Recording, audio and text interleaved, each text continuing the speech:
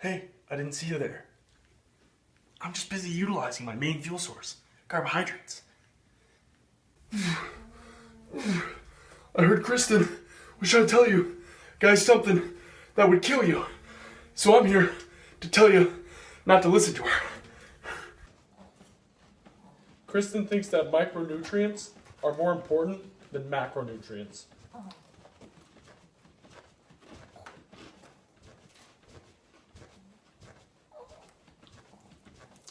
She's wrong.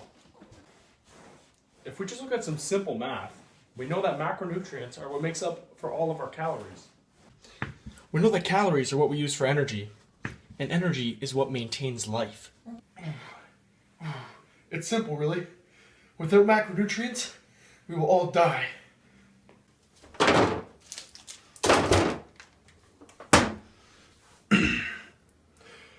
Without protein, we won't be able to restore our muscle tissues and fibers. A great source for muscles is protein. And a great source of protein is muscles. Not only does fat protect our organs and keep our bodies warm, it regulates our hormones. Testosterone! Carbohydrates are not only the body's main source of fuel, but they're also to help with thinking. Thinking about building those glutes. Thinking about how to show off where your poop comes from. You're probably wondering if I'm a credible source or not. I can guarantee you with lifetime experience of macronutrient consumption that you can trust me. I have firsthand seen the effect of the macronutrient, protein. One night, I did the bench press. Later that night, I consumed protein. Within a week, I re-attempted the bench press after the protein consumption, and the bench press was more effective. The following news might make you a little salty, but it's important to know. Sure, there are benefits to prioritizing micronutrients, but how can you focus on those benefits when you're dead? There's no real argument to be had. I'm just right. If you still don't think I'm a credible source, then let's look to someone more credible. How about that guy in the back there, Grant? Yeah, that guy's pretty buff, right? It's because he consumes proteins, fats, and carbs. That's why, isn't it, Grant? Now that I've worked out all this information to you, it's up to you to make the right decision. Prioritize macronutrients and don't be a vegetable lover. Oh, hey! I didn't see you there. I was just holding this adorable dog.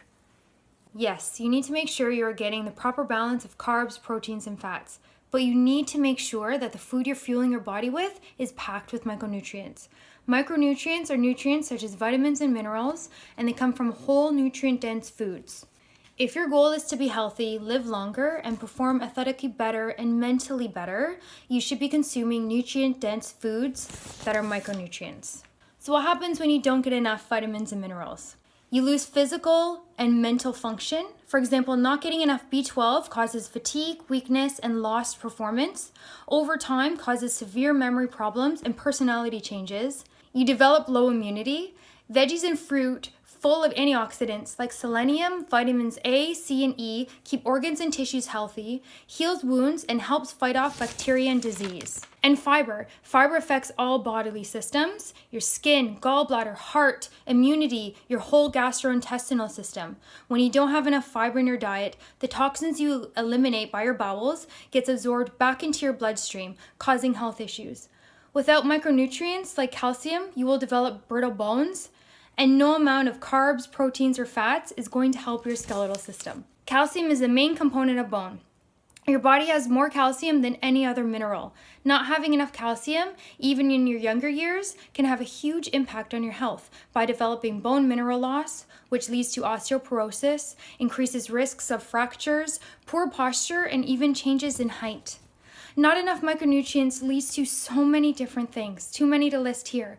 Things like increased blood sugar levels, increased blood pressure, poor oral health, low energy, bad skin, foggy brain function, bloating and gas, and you're more susceptible to disease and death. Yes, Ryan is right, you need carbs, protein for muscle building. But did you know you need calcium for muscle contraction and energy metabolism? Biotin converts carbs and fats and proteins into energy. Iron transports the oxygen into those muscles. Vitamin C metabolizes carbs for fuel and protects the body from exercise-induced oxidative stress. B12 converts food into energy and ensures brain and muscles communicate efficiently, which affects muscle growth and coordination. Let's look at a Big Mac's macros, for example.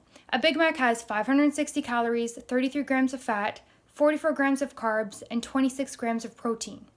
If you look at just the macros, it has enough carbs for energy and fat for hormones and protein for muscle building. But if you look at the micros of it, you will see it has 1,300 milligrams of trans fats, half of your daily intake of sodium, blood sugar spiking simple sugars for carbs, and enough chemicals, additives, and preservatives to keep your kidneys and liver working overtime for a month. There are so many studies supporting the necessity of micronutrients, like the American Journal of Clinical Nutrition, where a study was done in subjects that focused on micronutrients opposed to their counterparts that focused on macros, achieved both better weight loss and healthy muscle building than their others. And with micronutrients, don't even get me started on special populations with additional needs like the elderly, anemia, pregnant women, and children. Look, if you want to be a swole, stinky breath, gassy, farting, slow-thinking meathead now, and a scoliosis, brain atrophied with dementia, no teeth, organs shutting down, hairless, mangled, Gollum Schmeagol creature when you're older, then yes, for sure, just focus on your macros. Thank you. Hey. Haha.